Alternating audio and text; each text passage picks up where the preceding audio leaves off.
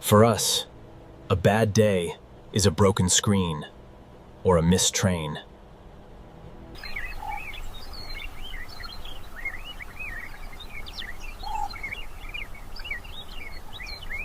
A million hearts pounding, driven by a single, impossible command. Find the grass, find the water, or fall. But what if the greatest power on this earth can't survive alone? This isn't just a migration. It's a race against a clock made of thirst. And a name being erased from the story of this land.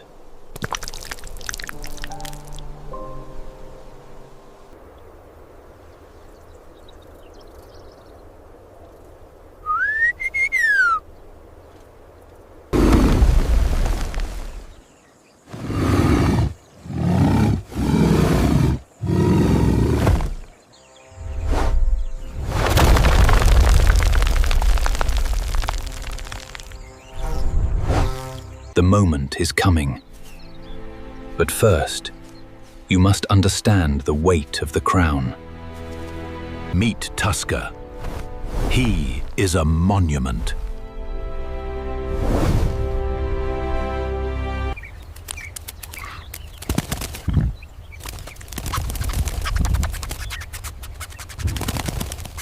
There is no predator that can touch him.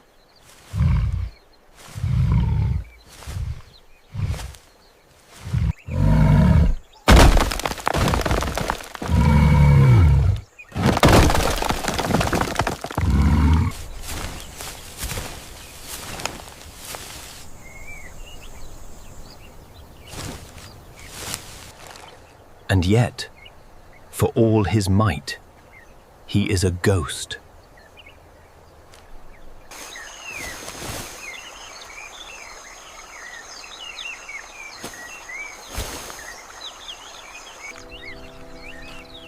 A memory that is now his only hope. He can push down a fortress of thorns.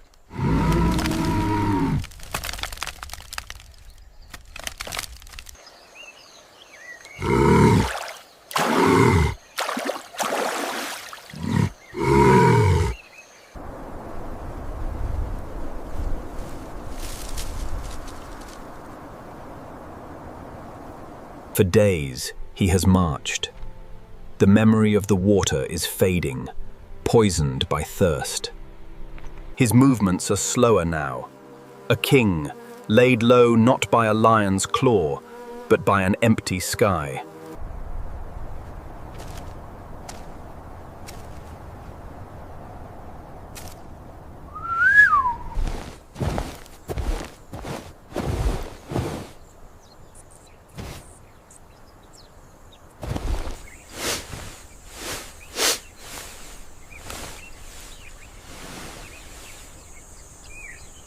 He is a ship, 1,000 miles from the sea, forgetting which way the compass points.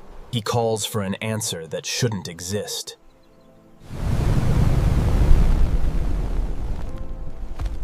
A response from a world he is too large to enter. He is searching for a guide, a creature that flies. High in the thorny fortress of the bush lives a mind that holds the prairie's secrets.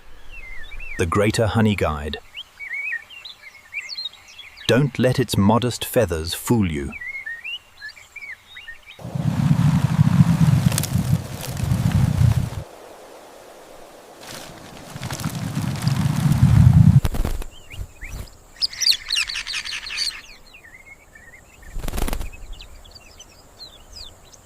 It can find this liquid gold with pinpoint accuracy.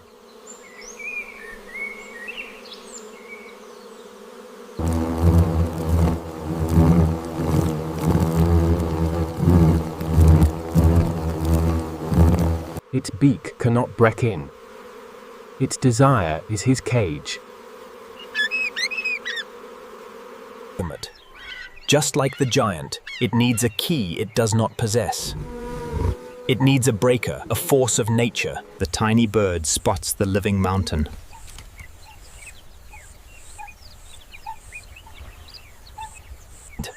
This is not a coincidence.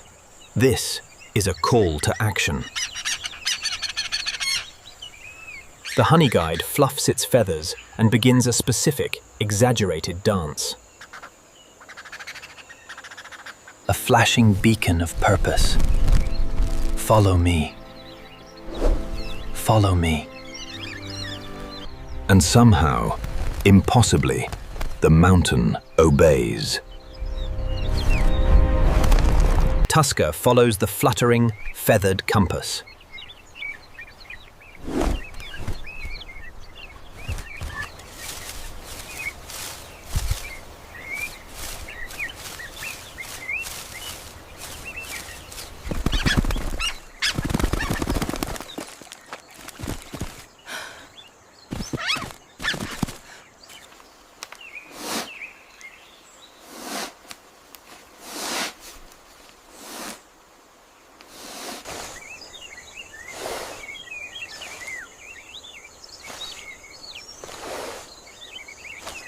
The memory that saved him was not of a river, but of a tree, a source of energy more potent than water on the brink of starvation.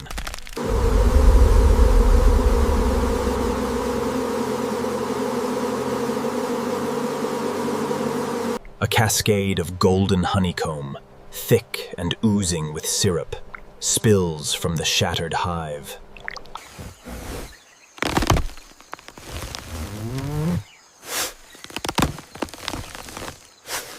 The Titan's payment for a feathered guide.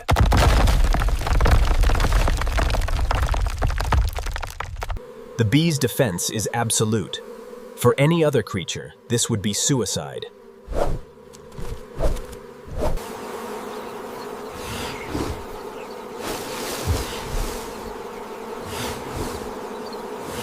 He has broken the vault.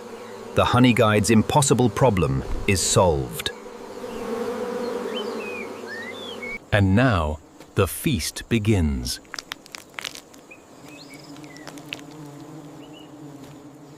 Tusker's trunk delicately scoops up the dripping, wax-laden comb, ignoring the bees bouncing harmlessly off his thick hide.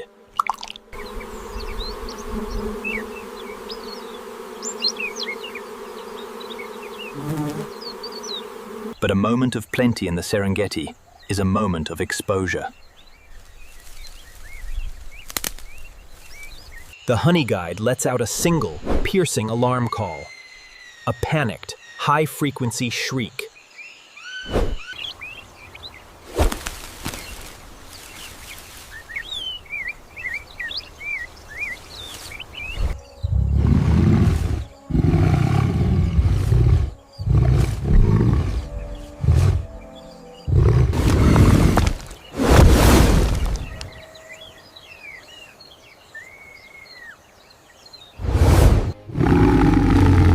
A deep, guttural roar shatters the quiet.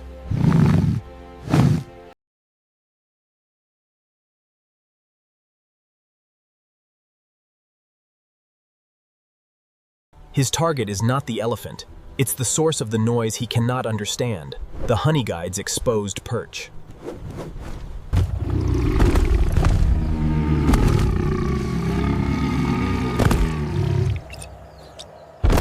In that moment, there is no hesitation. A debt is repaid. In that moment, there is no hesitation. A debt is repaid. One monumental pillar of a leg stomps hard, right between the charging cat and the bird. Then he wheels around, ears flared, and lets out a primal, earth-shaking trumpet. The giant doesn't just stand his ground. He becomes a wall of flesh for a creature that weighs less than his eyelid. The lion, a master of calculated risk, melts back into the grass. It knows this battle is unwinnable.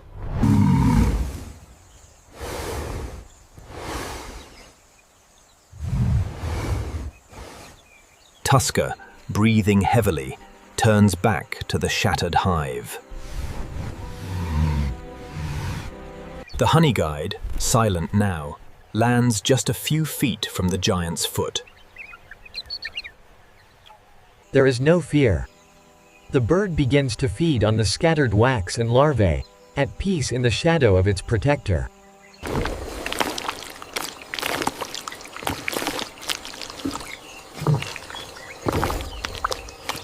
One sweetens his long march to salvation, the other fills its belly. They will part ways soon. Goodbye.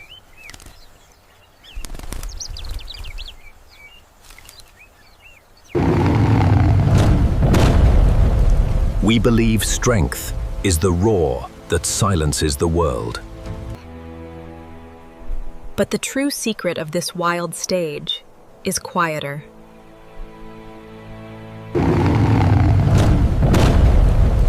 We believe strength is the roar that silences the world.